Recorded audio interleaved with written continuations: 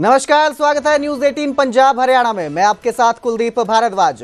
Haryana prime की शुरुआत करेंगे नायब सैनी सरकार के साथ। नायब सैनी सरकार का 1 साल पूरा हो चुका है।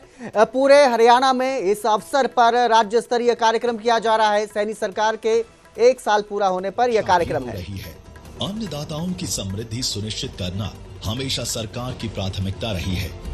इसी दिशा में गन्ना किसानों को मिला देश में बड़ा कार्यक्रम हो रहा है। आज साथ ही किसानों को 1 साल पूरा हुआ है। इसको लेकर राज्य स्तरीय कार्यक्रम किए जाएंगे अलग अलग जगहों पर। पंचकुला में भी कार्यक्रम हो रहा है।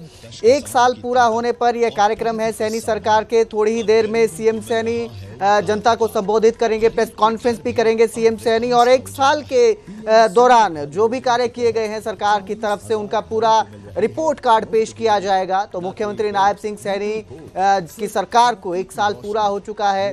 बीजेपी की सरकार को हरियाणा में 11 साल पूरे हो चुके हैं। इसी उपलक्ष्य पर राज्य स्तरीय, जिला स्तरीय कार्यक्रम रखे गए हैं। पूरे प्रदेश में जिला स्तरीय कार्यक्रम है, जिसमें जो है सीएम सैनी पंचकुला में पहुंचेंगे और 1 साल का रिपोर्ट कार्ड पेश करेंगे। अनुसूचित जातियों को न्यायपूर्ण आरक्षण दिया जा रहा है। गरीबों को इलाज के खर्च का बोझ न उठाना पड़े, इसलिए 5 लाख तक के स्वास्थ्य बीमा के अलावा मुफ्त डायलिसिस की सुविधा भी दी जा रही है।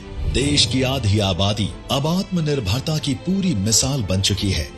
हरियाणा की धरा से ही माननीय प्रधानमंत्री श्री नरेंद्र मोदी जी ने बेटी बचाओ बेटी पढ़ाओ योजना की शुरुआत की। हरियाणा में महिलाओं की आर्थिक स्थिति को सशक्त बनाने के लिए हरियाणा सरकार ने एक बड़ा कदम उठाया, दीनदयाल लाडो लक्ष्मी योजना। इस योजना के तहत राज्य की हर पात्र महिला को 1 नवंबर से मिलने लगेगी 2100 रुपए की मासिक आर्थिक सहायता। नमो ड्रोन दीदी योजना के तहत 5000 महिलाओं को 8 लाख रुपए तक का ड्रोन एवं प्रशिक्षण मुफ्त प्रदान किया जाएगा। बीपीएल परिवारों को केवल 500 रुपए में गैस सिलेंडर। 5 लाख महिलाओं को लखपति दीदी बनाने का लक्ष्य, जिसके अंतर्गत 2,77,000 से अधिक महिलाएं पहले ही चिन्हित की जा चुकी हैं। साथ ही 71,000 रुपए की शगुन राशि मुख्यमंत्री श्री नायब सिंह सैनी जी के महिलाओं को सशक्त बनाने के संकल्प का एक उदाहरण है। ये एक ऐसा राज्य है जहां प्रतिभा को मिलता है सम्मान। बिना पर्ची, बिना खर्ची 1 साल में 34,000 युवाओं को मिली है पारदर्शी तरीके से सरकारी नौकरी। 13,50,000 युवाओं के लिए सफल सीईटी परीक्षा का आयोजन। सक्षम युवा योजना के तहत 321 करोड़ से ज्यादा की आर्थिक सहायता और 525 से अधिक रोजगार मेले, जिससे अब हर हुनर को मिल रहा है मुकाम। अग्निवीरों को दिया जा रहा है सरकारी नौकरियों में 10% आरक्षण और विशेष वरीयता। ये सरकार की देश की सेवा में जुटे जवानों के प्रति कृतज्ञता प्रकट करने का एक उदाहरण है। मुख्यमंत्री नायब सिंह सैनी जी की सरकार के नशा मुक्त हरियाणा अभियान से गांव-गांव जागरूकता फैली है। अब युवा नशे से दूर रहकर पढ़ाई और खेलों में आगे बढ़ रहे हैं। हरियाणा की धरती पर अब विकास की रफ्तार महसूस की जा सकती है। आधुनिक इंफ्रास्ट्रक्चर और शिक्षा का पहिया अब डबल स्पीड से घूम रहा है। रिठाला से कुंडली तक 6,230 करोड़ रुपए की लागत से बन रहा मेट्रो कॉरिडोर सिर्फ एक परियोजना नहीं, बल्कि हरियाणा की नई जीवन रेखा है, जो लोगों को एक दूसरे से और उनके सपनों से जोड़ रही है। करीब 4 महीने पहले माननीय प्रधानमंत्री जी ने 17,000 करोड़ से अधिक की परियोजनाओं की आधारशिला एवं उद्घाटन किया। ये वो पल थे जब विकास ने नई दिशा पकड़ी। राज्य परिवहन का सफर अब भी नई उड़ान पर है। बस बेड़ा 4,500 से बढ़कर 5,300 हो चुका है, ताकि हरियाणा का हर कोना अब और करीब महसूस हो। जापानी कंपनियों के साथ 5,000 करोड़ रुपए के 7 निवेश समझौते, ये संकेत है कि दुनिया अब हरियाणा की क्षमता पर भरोसा कर रही है। विकास अब जमीन से आसमान तक पहुंच चुका है। हिसार एयरपोर्ट से अब अयोध्या, दिल्ली, जयपुर और चंडीगढ़ तक सीधी उड़ानें शुरू हो चुकी हैं और जल्द ही अंबाला एयरपोर्ट से भी उम्मीदों की उड़ान भरेगी। ये सिर्फ इंफ्रास्ट्रक्चर नहीं, ये हरियाणा के आत्मविश्वास की उड़ान है, जहां सपने अब सिर्फ देखे नहीं जाते, पूरे किए जाते हैं। ये है नए युग का संकल्प, नया भारत, नया हरियाणा, सबका साथ, सबका विकास और सबका भविष्य।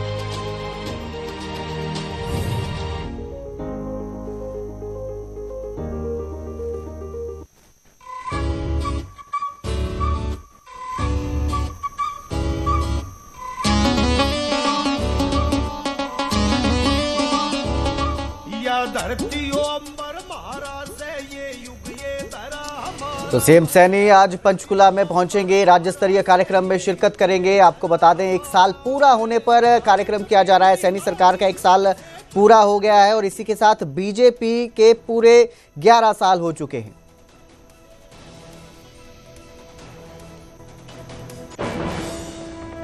तो वहीं चंडीगढ़ में सीएम सैनी ने अधिकारियों के साथ बैठक की। चीफ सेक्रेटरी स्वास्थ्य विभाग के एसीएस के साथ यह मीटिंग हुई, जिसमें पीडब्ल्यूडी डिपार्टमेंट के एसीएस अनुराग अग्रवाल भी मौजूद रहे।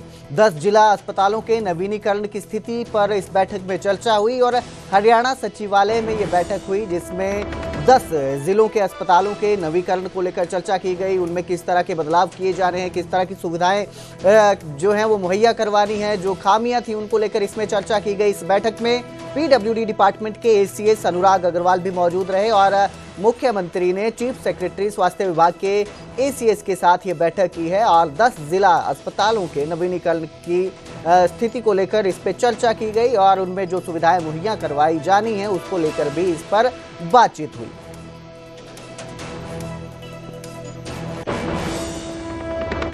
हरियाणा के नए डीजीपी का पुलिस अधिकारियों को संदेश है। पुलिस अधिकारियों को जनता के प्रति संवेदनशील होना चाहिए, ये डीजीपी ने संदेश दिया है।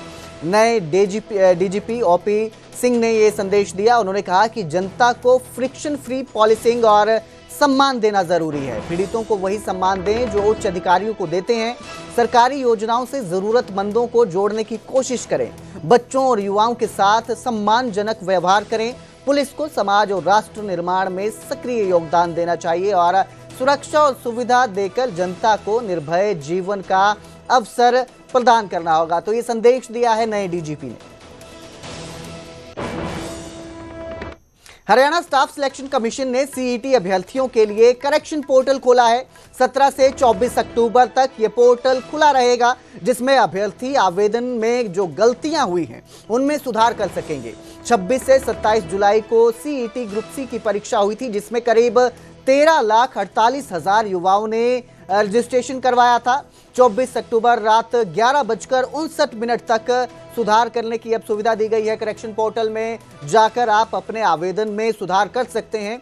हाई कोर्ट के आदेश के बाद ये फैसला लिया गया है और 14 जून तक वैध दस्तावेज जो हैं वो अपलोड करना जरूरी है वेबसाइट पर जाकर।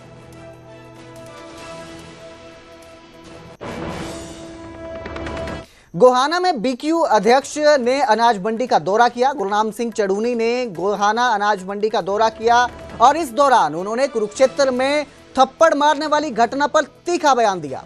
गुरनाम चढ़ूनी ने सरकारी अधिकारी को कुरुक्षेत्र में थप्पड़ मारा था, जिसको लेकर जब उनसे सवाल किया गया तो उन्होंने कहा कि अगर मेरे हाथ में लाठी होती तो वो भी मार देता। इसके साथ ही भ्रष्टाचार को लेकर उन्होंने गंभीर आरोप लगाते हुए चेतावनी दी है और समय पर धान की खरीद न होने पर रोड जाम करने की भी चेतावनी दी है। बिल्कुल मतलब हद ही है। मैं तो यहाँ के लोगों को बहादुर मानता था, लेकिन यह तो मुर्दों वाली बात हो रही है। 12 मास्टर की ढेरी, वो 12 मास्टर की ढेरी, इधर इस भाई की पड़ी है, वहाँ 12 मास्टर की ढेरी, 12 मास्टर का माल और शुद्ध और नहीं बिक रहा। ये तो हम सरकार को बिल्कुल चेतावनी दे रहे हैं कि सरकार या तो मान जाए और फिर लड़ाई सीधी सीधी होगी, वरना हम तो मरेंगे।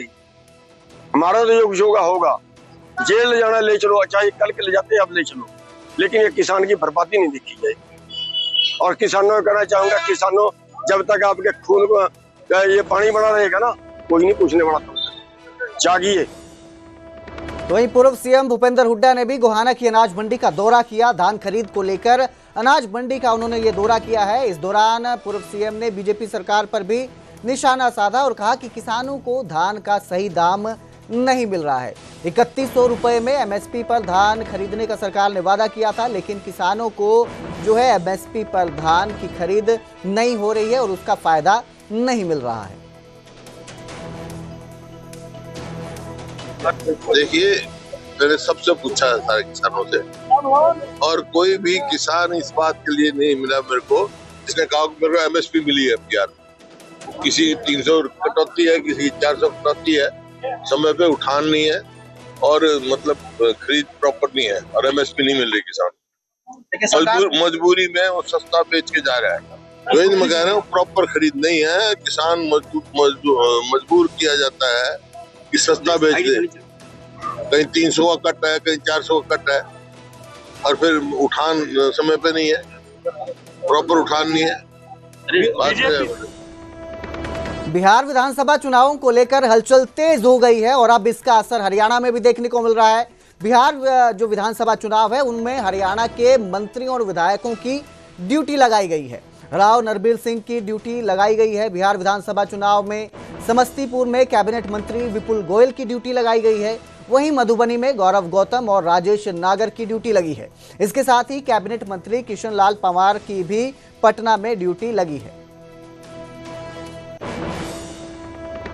अब जिक्र करेंगे सोनीपत का, जहां सिविल अस्पताल में फूड पॉइजनिंग से अस्पताल में भड़कम मच गया।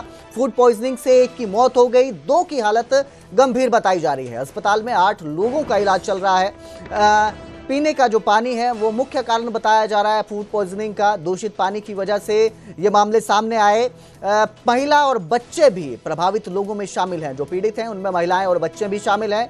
2 मरीजों की हालत गंभीर है, उन्हें पीजीआई रोहतक रेफर किया गया है। वहीं मृतक की अभी तक पहचान नहीं हो पाई है। डॉक्टरों को कहना है कि पोस्टमार्टम रिपोर्ट के बाद ही मौत की असली वजह का खुलासा होगा, लेकिन जो शुरुआती जांच में सामने आया है वो फूड पॉइजनिंग वजह बताई जा रही है। आज भैया 6-7 पेशेंट आ चुके हैं उल्टी दस्त के फूड पॉइजनिंग के। एक ही एरिया से आए हैं, अगरसन चौक से। उसमें से एक की तो डेथ भी हो गई है, अब वो अननोन है। वैसे बताया जा रहा है कि वो उस एरिया से है। बाकी 2 को रेफ़र भी किया हमने, सीरियस पेशेंट थे वो, ठीक है। और वहाँ की एक बार जांच पड़ताल होनी चाहिए, क्या दिक्कत है, वहाँ का पानी कैसा है। ये यहाँ पे बता रहे समर्सिबल का ही पानी पी रहे बोरवेल से, जो है वहाँ पे आरओ की सुविधा नहीं है या क्या नहीं है, मतलब। और यदि पानी अच्छी सुविधा हो जाएगी तो पेशेंट